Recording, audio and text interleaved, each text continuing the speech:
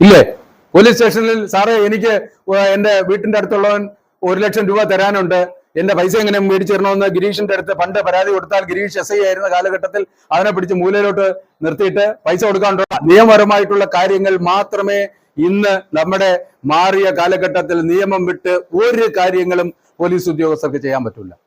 അങ്ങനെ വരുമ്പോ നമ്മള് ഇത്തരം പരാതികളുമായി പോലീസ് സ്റ്റേഷനിൽ വരുന്ന ആളുകളോട് അവിടെ പാറാവ് നിൽക്കുന്നവൻ പറയുന്നത് എന്തായിരിക്കും? അയാളെ വീട്ടിൽ നിന്നും അയാളുടെ ഭാര്യയുമായോ അല്ലെങ്കിൽ അയാളുടെ വീട്ടിലെ പ്രശ്നങ്ങളെ കൊണ്ടോ അയാൾ മാനസികമായി സംഘർഷം അനുഭവിച്ച് വരുന്ന ജോലിക്കായിട്ട് വരുമ്പോഴായിരിക്കും അയാളോട് പറയുന്നത് ഒരാൾ അവിടെ തൂങ്ങി നിൽക്കുന്നു, അയാളെ പോയി ആ ഡെഡ് ബോഡി ബന്ധോബസ്തിന് പോകണമെന്ന് പറയുന്നു. ഡെഡ് ബോഡി ബന്ധോബസ്ത് കഴിഞ്ഞ് തിരിച്ചു വരുമ്പോഴായിരിക്കും അയാളോട് പറയുന്നത് ഒരു VVIP നമ്മുടെ അതിർത്തിയിൽ കൂടെ പാസ് ചെയ്തു പോകുന്നു, അതിന് ബന്ധോബസ്ത് ഡ്യൂട്ടി ചെയ്യണം, പോയിന്റ് ഡ്യൂട്ടിക്കായിട്ട് കാട്ടാക്കട ജംഗ്ഷനിൽ പോയി നിൽക്കണം, മഴയായാലും വെയിലായാലും എന്ന് പറയും. അത് കഴിഞ്ഞ് ഇങ്ങോട്ട് വരുമ്പോഴാണ് വേറൊരു പ്രശ്നവുമായി ബന്ധപ്പെട്ട് കുറച്ച് ആളുകൾ വരുന്നു, ബഹളവും വഴക്കും കാര്യങ്ങളും ഒക്കെ സോൾവ് ചെയ്യുന്നു.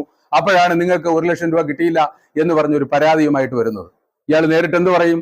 പരാതി വായിച്ചു നോക്കിയിട്ട് പറയും, ഇവിടെ ഇങ്ങനെ ഈ പരാതി ഒന്നും എടുക്കത്തില്ല, നിങ്ങള് ഇവിടെ ഇത് അന്വേഷിക്കത്തില്ല, ഇറങ്ങിപ്പോന്ന് പറയും. നിങ്ങൾ എന്ത് ചെയ്യും? നിങ്ങളെ വെളിയിലോട്ട് ഇറങ്ങി പറയും, ഞാൻ പോലീസ് സ്റ്റേഷനിൽ ഒരു പരാതി കൊടുത്തിട്ട് ആ പോലീസ് സ്റ്റേഷനിൽ നിന്ന് എനിക്ക് നീതി ലഭിച്ചില്ല. ശരിക്കും പോലീസുകാരൻ പറഞ്ഞ ഭാഷയിൽ ഒരു കടുപ്പമുണ്ടെന്നുള്ളതല്ലാതെ പോലീസിന് നേരിട്ടെടുക്കാൻ പറ്റാത്ത സംഗതിയാണത്. നിങ്ങളോട് പറഞ്ഞു ഇവിടെ ഇത് അന്വേഷിക്കില്ല എന്ന്. പക്ഷെ നിങ്ങളുടെ മനസ്സിലെന്താ? എല്ലാ കാര്യങ്ങളും പോലീസ് അന്വേഷിക്കേണ്ടതാണ് എന്നാണ് നിങ്ങൾ കരുതി വച്ചിരിക്കുന്നത്. നമ്മുടെ വീട്ടിലെ ഗ്യാസ് സിലിണ്ടറിന്റെ നോബ് ഊരി പോയാലും നമ്മൾ ആരെ വിളിക്കും? പോലീസിനെ വിളിക്കും, ഇല്ലേ? വീട്ടിന്റെ അടുക്കളയിൽ പാമ്പ് കയറി ഇരുന്നാലും നമ്മൾ ആരെ വിളിക്കും? ബാബാ സുരേഷിനെ നമ്മൾ വിളിക്കത്തില്ല, പിന്നെ ആരെയാ വിളിക്കുന്നത്? ഗിരീഷിനെയാ വിളിക്കുന്നത്, ഇല്ലേ? ഇതാണ് നമ്മുടെ അവസ്ഥ. നമ്മൾ എല്ലാത്തിനും പോലീസിനെ വിളിക്കും. പക്ഷേ പോലീസിന് ഇന്ന് പരിമിതികളുണ്ട്. അതുപോലെ തന്നെ നമ്മൾ നിയമത്തിൽ എന്താണ് പറഞ്ഞിട്ടുള്ളത്? നിയമത്തിൽ പറഞ്ഞിട്ടുള്ളത് ഇന്ത്യൻ പീനൽ കോഡ് അതൊക്കെ മാറുകയാണ്, അല്ലേ വക്കീലെ? അതൊക്കെ അടുത്ത ജൂലൈ 1 മുതൽ ഇന്ത്യൻ ശിക്ഷാ നിയമത്തിന്റെ ഒക്കെ പേര് പോലും മാറുകയാണ്. ഭാരതീയ ന്യായ സംഹിത എന്നൊക്കെയാണ് ഇനി പുതിയ പേര് വരുന്നത്, BNS എന്നൊക്കെയാണ് പറയുന്നത്. അപ്പോ ഇന്ത്യൻ ശിക്ഷാ നിയമത്തിൽ പോലും പറഞ്ഞിട്ടുള്ളത് എന്താണ്? Nothing is an offence until and unless it is proved എന്നാണ്. എന്ന് പറഞ്ഞാൽ എന്താണ്? അതായത് ഒരു കുറ്റവും കുറ്റമാണ് എന്ന് നമുക്ക് പറയാൻ പറ്റില്ല. എപ്പോ വരെ? അത് തെളിയിക്കപ്പെടുന്നത് വരെ. എന്ന് പറഞ്ഞാൽ ആ തെളിയിക്കപ്പെടുന്നത് വരെ എന്ന് പറയാൻ എന്താണ് സംഭവം? കുറ്റം ചെയ്തിട്ടുണ്ടോ? എന്നാ വാ, നിനക്ക് അതിനകത്തുള്ള പണിഷ്മെന്റ് ഇത്രയുണ്ട്, പൊയ്ക്കോന്ന് പറയും, ഇല്ലേ? ജയിലിലേക്ക് വിടും. കുറ്റം ഏറ്റു പറഞ്ഞാൽ അങ്ങനെയാണ്. കുറ്റം ചെയ്തിട്ടില്ല എന്ന് പറഞ്ഞാൽ പിന്നെ എന്താണ്? പിന്നെ തെളിവെടുക്കണം, ഇല്ലേ? തെളിവുകൾ എടുക്കണം, പിന്നെ വാദവും പ്രതിവാദവും ഒക്കെ കേൾക്കണം. ഇങ്ങനെ നടപടിക്രമങ്ങളുണ്ട്. അപ്പൊ തെളിവെടുക്കുന്ന വേളയിൽ അയാൾ പറയുകയാണ്, അയാളോട് ഈ പറയുന്ന ജുഡീഷ്യൽ ഓഫീസർ ചോദിക്കും, നിങ്ങൾക്ക് നിങ്ങളുടെ ഭാഗം തെളിയിക്കാൻ വേണ്ടി നിങ്ങൾക്ക് വക്കീലുണ്ടോ എന്ന് ചോദിക്കും, ഇല്ലേ? വക്കീലില്ല എന്ന് പറഞ്ഞാൽ എന്ത് ചെയ്യും? സർക്കാർ ഒരു വക്കീലിനെ ഏർപ്പാടാക്കി തരും. സർക്കാർ ഒരു വക്കീലിനെ ഏർപ്പാടാക്കി. എന്തിനാണ്? നമ്മൾ കുറ്റവാളി എന്ന് പറയുന്നത് നമ്മുടെ കുറ്റം തെളിഞ്ഞാൽ മാത്രമേ കുറ്റവാളിയാകൂ. അതുവരെ നമുക്ക് പറയാനുള്ള ഭാഗം ചെയ്യാൻ സർക്കാർ വക്കീലിനെ ഏർപ്പാടാക്കി തരും. ഇവിടെ നമ്മുടെ ലീഗൽ എയ്ഡ് ക്ലിനിക്ക് ചെയ്യുന്നതും അത് തന്നെയാണ്. കാരണം ലീഗൽ എയ്ഡ് ജില്ലാ ലീഗൽ സർവീസ് അതോറിറ്റിയുടെ കീഴിൽ ഇവിടെ ഒരു ലീഗൽ എയ്ഡ് ക്ലിനിക്ക് വരുമ്പോൾ പോലീസ് സ്റ്റേഷനിൽ വരുന്ന ആളുകൾക്ക്, പരാതിയുമായിട്ട് വരുന്ന ആളുകൾക്ക് ഏത് ഫോറത്തിൽ പരാതി കൊടുക്കണം എന്ന് വളരെ വ്യക്തമായി പറഞ്ഞു തരാൻ സൗമ്യ മുഖത്തോടു കൂടി ഇരിക്കുന്നവരെ പോലെയുള്ള പാരാ ലീഗൽ വോളണ്ടിയേഴ്സ് ഈ പോലീസ് സ്റ്റേഷനിൽ ഉണ്ടാവും. അപ്പൊ നമ്മൾ എവിടെ പോകണം എന്ന് പറഞ്ഞു തരാൻ അവരുണ്ടാകും. ആ ഫോറത്തിലേക്ക് നിങ്ങളെ ഡയറക്റ്റ് ചെയ്യും. അതുപോലെ തന്നെ നിങ്ങൾക്ക് ഒരു ലീഗൽ എയ്ഡിന്റെ ആവശ്യമുണ്ട്, നിങ്ങൾക്ക് ഒരു നിയമ സഹായത്തിന്റെ ആവശ്യമുണ്ട്. അങ്ങനെയാണെങ്കിൽ ജില്ലാ ലീഗൽ സർവീസ് അതോറിറ്റിയുടെ കീഴിൽ പരിശീലനം ലഭിച്ച അഡ്വക്കേറ്റ്സ് ഉണ്ട്, വക്കീലന്മാരുണ്ട്, അതുപോലെ തന്നെ ഡോക്ടേഴ്സ് ഉണ്ട്, സൈക്കോളജിസ്റ്റ് ഉണ്ട്, ഇവരെല്ലാം ഉണ്ട്. അങ്ങനെ ഉള്ള ഒരു പാനലിന്റെ മുന്നിലേക്ക് ഈ നിങ്ങളുടെ പ്രശ്നം അവതരിപ്പിക്കപ്പെടും. എന്താണ് ചെയ്യേണ്ടത് എന്നുള്ള വ്യക്തമായ ഡയറക്ഷൻ നിങ്ങൾക്ക് കിട്ടും, അല്ലെങ്കിൽ നിങ്ങൾക്ക് സഹായം കിട്ടും. കഴിഞ്ഞ ദിവസം വർക്കല പ്രസംഗിച്ചുകൊണ്ടിരുന്നപ്പോൾ നമ്മുടെ ഷംനാഥ് സാർ പറഞ്ഞത്, ഒരു സ്ത്രീ അവർക്ക് അവരുടെ ഭർത്താവിന്റെ ഉപദ്രവം സഹിക്കാൻ വയ്യാതെ അവര് പോലീസ് സ്റ്റേഷനിൽ പരാതിപ്പെട്ടു. പോലീസ് സ്റ്റേഷനിൽ പരാതിപ്പെട്ടപ്പോൾ അയാളുടെ സാമ്പത്തികവും അയാളുടെ സ്വാധീനവും ഒക്കെ ഉപയോഗിച്ച് പലപ്പോഴും അത് രക്ഷപ്പെട്ടു പോകുന്ന അവസ്ഥ വന്നപ്പോൾ, മറ്റൊരു ആശ്രയവും ഇല്ലാതെ വന്നപ്പോൾ ആ സ്ത്രീ ഓടി ജില്ലാ ലീഗൽ സർവീസ് അതോറിറ്റിയിൽ ചെന്നിട്ട് പറഞ്ഞു, അല്ലയോ സാറേ, എനിക്ക് വക്കീലിന് വെക്കാൻ പണമില്ല, എനിക്ക് ഒരു ഗതിയുമില്ല, ഇയാൾ എന്നെ ഉപദ്രവിച്ചുകൊണ്ടിരിക്കുകയാണ്, എന്നെ സഹായിക്കണം എന്ന് പറഞ്ഞു. അവിടെ ഏറ്റവും കൊള്ളാവുന്ന വക്കീലിനെ വെച്ചു. അത് താഴത്തെ കോടതിയിൽ അയാളെ ശിക്ഷിച്ചു. പിന്നീട് അയാൾ ഹൈക്കോടതിയിൽ പോയി. ഹൈക്കോടതിയിലും ജില്ലാ ലീഗൽ സർവീസ് അതോറിറ്റി വക്കീലിനെ വെച്ചു. ഹൈക്കോടതിയും ശിക്ഷിച്ചു. അതിനുശേഷം അയാൾ സുപ്രീം കോടതിയിൽ പോയി. സുപ്രീം കോടതിയിലും അയാൾക്ക് അർഹമായ ശിക്ഷ വാങ്ങിച്ചു കൊടുക്കുവാൻ കഴിഞ്ഞു എന്നുള്ളതാണ്. അത് മാത്രവുമല്ല, നമുക്ക് ഈ കോടതി എന്ന് പറയുമ്പോൾ കോടതിയുടെ ഒരു കുറെ നടപടിക്രമങ്ങളുണ്ട്. ഒരു കേസ് തീരണമെങ്കിൽ വർഷങ്ങൾ എടുക്കും. നമുക്ക് അറിഞ്ഞൂടെ, കോടതിയിൽ പോയിട്ടുള്ളവർ ഒരു കേസ് തീരണമെങ്കിൽ എത്ര വർഷം എടുക്കും? ഇത്രയും വർഷങ്ങൾ എടുക്കുമ്പോ പലപ്പോഴും നമ്മളുടെ നീതി നിഷേധിക്കപ്പെടുകയാണ്. താമസിച്ച് കിട്ടുന്ന നീതിക്ക് എന്താണ് ഇതുള്ളത്? നീതി പലപ്പോഴും പക്ഷേ പ്രീ ലിറ്റിഗേഷനിലൂടെ ഈ പറയുന്ന താലൂക്ക് ലീഗൽ സർവീസ് അതോറിറ്റിയുടെയൊക്കെ ഇടപെടലോടുകൂടി പ്രീ ലിറ്റിഗേഷനോട് പല പരാതികളും പെട്ടെന്ന് തന്നെ പരിഹാരം കണ്ടുപിടിക്കാനും കഴിയും. അപ്പൊ അതാണ് ഈ ലീഗൽ എയ്ഡ് ക്ലിനിക് കൊണ്ട് നമ്മൾ ഇവിടെ ഉദ്ദേശിക്കുന്നത്. ലീഗൽ എയ്ഡ് ക്ലിനിക് എന്ന് പറയുമ്പോൾ എനിക്ക് മറ്റൊരു കാര്യം കൂടി പറയുവാനുള്ളത്, ലീഗൽ എയ്ഡ് ക്ലിനിക്ക് ഇവിടെ സ്ഥാപിക്കപ്പെടുമ്പോൾ ഇവിടെയുള്ള പോലീസ് ഉദ്യോഗസ്ഥര് മനസ്സിലാക്കേണ്ടത് ലീഗൽ എയ്ഡ് ക്ലിനിക്കാണ് ഇവിടെ സ്ഥാപിക്കുന്നത്. ലീഗൽ എയ്ഡ് ക്ലിനിക്ക് എന്ന് പറഞ്ഞു കഴിഞ്ഞാൽ യുവമാര് നമുക്കെതിരെ പരാതി കൊടുക്കാൻ വേണ്ടി, ഡയറക്ഷൻ കൊടുക്കാൻ വേണ്ടി വന്നിരിക്കുന്ന ആളുകളായിരിക്കും. അതുകൊണ്ട് ഒരു കാരണവശാലും ഇങ്ങോട്ട് കയറ്റരുത് എന്ന് വിചാരിച്ച് ഇവരെ ഒരു ശത്രുതാ മനോഭാവത്തോടുകൂടി ദയവ് ചെയ്ത് പോലീസ് ഉദ്യോഗസ്ഥർ കാണരുത്. അവര് നമ്മളെ സഹായിക്കാൻ വരുന്നവരാണ്. അതുപോലെ തന്നെ പാരാലീഗൽ വോളണ്ടിയേഴ്സിനോടും എനിക്ക് പറയാനുള്ള ഒരു കാര്യമുണ്ട്. ദയവ് ചെയ്ത് പോലീസ് സ്റ്റേഷനിലേക്ക് വരുന്ന പരാതിക്കാരെ സ്ക്രൂ ചെയ്ത് അത് ഇവിടെ കൊടുത്താൽ ശരിയാവൂല. ഇവിടെ ഒരു വളവളാപ്പൻ ആണ് ഇരിക്കുന്നത്. അതുകൊണ്ട് ഇവിടെ കൊടുത്താൽ ശരിയാവത്തില്ല. അതുകൊണ്ട് കുറെ മിടുക്കനായിട്ടുള്ള ഒരു അഡീഷണൽ SP അവിടെ ജില്ലാ പോലീസ് അവിടെ ഉണ്ട്, അദ്ദേഹത്തിന് കൊടുക്കാൻ പറയും. മനസ്സിലായില്ലേ? അപ്പോ ഇങ്ങനെ എടുത്ത് എരികേറ്റി അല്ലെങ്കിൽ കോടതി കൊണ്ട് പ്രൈവറ്റ് കംപ്ലൈന്റ് കൊടുക്കാൻ പറയും. അങ്ങനെ ചെയ്യാൻ പറ്റുന്ന കാര്യങ്ങൾ ഇവിടെ ചെയ്യേണ്ടത് ഇവിടെ തീർക്കണം. അതിനെ പർവ്വതീകരിച്ച് വളച്ചും ഒടിച്ചും എഴുതി കൊടുത്തു വിട്ടുകളയരുത്.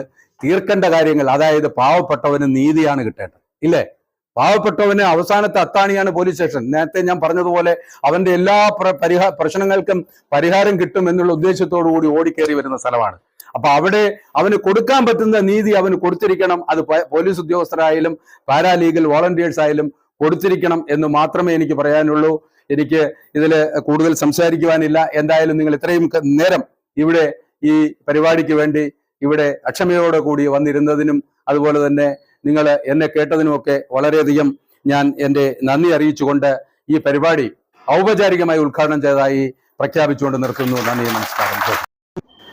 സംശയലേശമെന്നെ തെളിഞ്ഞ് അവനെ അതിനകത്ത് ആ കുറ്റത്തിനനുസൃതമായി എന്താണ് ശിക്ഷ പറഞ്ഞിട്ടുള്ളത്, ആ ശിക്ഷ അവന് വിധിക്കപ്പെട്ട് കഴിഞ്ഞാൽ മാത്രമേ അവനെ കുറ്റവാളി എന്ന് നമ്മൾ പറയൂ. അതുവരെ നമ്മൾ എന്താ പറയുന്നത്? അക്യൂസ്ഡ് എന്നാണ് പറയുന്നത്. എന്ന് പറഞ്ഞാൽ എന്താ? അക്യൂസ്ഡ് എന്ന് പറഞ്ഞാൽ എന്താണ്? കുറ്റാരോപിതൻ. അവനിൽ കുറ്റം ആരോപിച്ചിട്ടേ ഉള്ളൂ, അവൻ കുറ്റവാളിയല്ല. Nothing is an offence until and unless it is proved. അത് തെളിയിക്കുന്നത് വരെ ഒരു കുറ്റവും കുറ്റമല്ല. തെളിയിച്ചില്ലേ കുറ്റമാണോ? കൊലപാതകം പോലും കുറ്റമല്ല.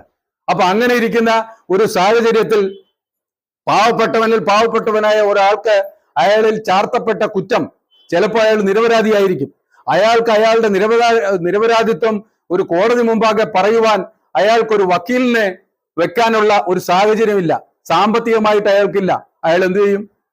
അയാൾക്ക് കോടതിയിൽ പോയി കോടതിയുടെ ഭാഷ പറയുവാൻ അയാൾക്കറിയില്ല. അയാൾക്ക് കോടതിയുടെ ഭാഷ പറയാൻ അറിയാമോ? കോടതിയിൽ പ്രത്യേകമായ ഭാഷയാണ്. അവിടെ നിയമങ്ങളെ തലനാരിഴ കയറി പരിശോധിച്ചാണ് ഈ പറയുന്ന ആൾ കുറ്റം ചെയ്തിട്ടുണ്ടോ ഇല്ലയോ എന്ന് മനസ്സിലാക്കുന്നത്. തെളിവുകളെയൊക്കെ അപഗ്രഥിച്ചാണ് മനസ്സിലാക്കുന്നത്. അതൊന്നും പറയുവാൻ അറിയാതെ ശിക്ഷിക്കപ്പെടും. അതുണ്ടാവരുത് എന്ന് നമ്മുടെ ഭരണഘടന എഴുതിയുണ്ടാക്കിയ ഭരണഘടനാ സൃഷ്ടാക്കൾ മനസ്സിലാക്കിയത് കൊണ്ടാണ് അവൻ ഏത് വഴിക്ക് പോകണം. നേരത്തെ ഇവിടെ സ്വാഗത പ്രാസംഗികൻ പറഞ്ഞതുപോലെ അവൻ എങ്ങോട്ട് പോകണമെന്ന് അറിയത്തില്ല, അവൻ ആരെ സമീപിക്കണമെന്നറിയില്ല, അവന് അവന്റെ അതിര്, ഒരു വസ്തുവിന്റെ അതിര് അടുത്ത പുരയുടെ ആൾശേഷിയും ഒക്കെ ഉള്ളവനൊരു നീതി കിട്ടണമെങ്കിൽ അവൻ ആ നീതി അവന് കിട്ടിയിരിക്കും. പക്ഷേ ബഹുഭൂരിപക്ഷം വരുന്ന, മഹാഭൂരിപക്ഷം വരുന്ന ആർട്ടിക്കിൾസ് പറഞ്ഞിട്ടുള്ളത്, അതിൽ ഏറ്റവും പ്രധാനപ്പെട്ട നമ്മുടെ ഒരു മനുഷ്യന്റെ മൗലികാവകാശം എന്താ? ഇതിന്റെ ഉദ്ദേശം നമ്മളുടെ നമ്മളുടെ ഈ നിയമ സംവിധാനങ്ങൾ മുഴുവൻ നിലനിൽക്കുന്നത് നമുക്ക് സ്വാതന്ത്ര്യം കിട്ടിയതിനു ശേഷം ഈ ലോകത്തിൽ നമ്മുടെ ബൈബിള് പോലെ ഒരു നിയമഘടന, നമ്മുടെ ഭരണഘടനയിൽ എന്താണ് പറഞ്ഞിട്ടുള്ളത്? ഭരണഘടനയിൽ നമുക്ക് ഏറ്റവും പ്രധാനപ്പെട്ട ഭാഗം എന്ന് പറയുന്നത് മൗലിക അവകാശമാണ്. നമ്മുടെ സ്വാഗതം ആശംസിച്ച കാട്ടാക്കട ഇൻസ്പെക്ടർ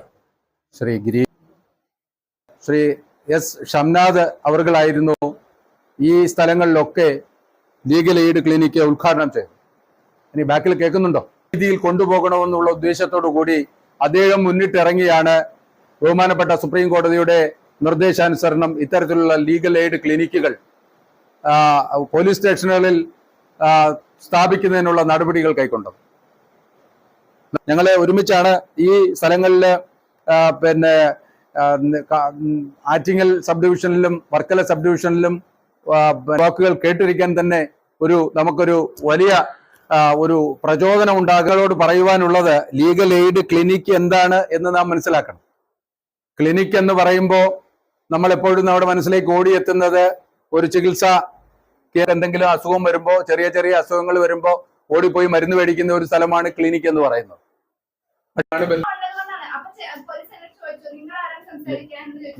നമ്മുടെ സംവിധാനം, അയാൾക്ക് വേറെ ആരുമില്ല. പോലീസ് സ്റ്റേഷനിൽ അയാളെ ഹോൾഡ് ചെയ്യാൻ പറ്റില്ല. നിയമപരമായിട്ട് അയാൾ ഒരു കുറ്റം ചെയ്തിട്ടില്ലെങ്കിൽ, അപ്പൊ അയാളെ നിയമപരമായിട്ടുള്ള കേസുള്ള ആളാണെങ്കിൽ, അയാൾക്ക് റിമാൻഡ് ചെയ്യേണ്ട ആളാണെങ്കിൽ അയാൾ റിമാൻഡ് ചെയ്യും. അല്ലാതെ വെയില് കിട്ടേണ്ട കാര്യമാണെങ്കിൽ അയാൾക്ക് ആ ജാമ്യം കൊടുത്ത് വിട്ടയക്കേ പറ്റൂ.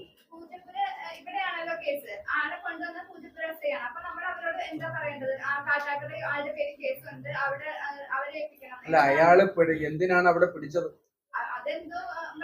അപ്പൊ അതാണ് പറഞ്ഞത്. അപ്പൊ അയാൾക്ക് അത് ഹോൾഡ് ചെയ്യാൻ പറ്റാത്ത ഒരു അവസ്ഥയിലാണ് അയാളെ പിടിച്ചിട്ടുള്ളത്. അയാൾക്ക് റിമാൻഡ് ചെയ്യാൻ പറ്റുന്ന കുറ്റകൃത്യം അയാൾ പൂജപ്പുര ചെയ്തിട്ടില്ല. സ്വാഭാവികമായിട്ടും ബന്ധുക്കളെ അറിയിക്കുക എന്നുള്ളത് അതിനകത്തുള്ള നിയമപരമായിട്ടുള്ള കാര്യമാണ്. മനസ്സിലായോ? ബന്ധുക്കൾ നോക്കുക എന്ന് പറയുന്നത് ബന്ധുക്കളുടെ കടമയാണ്.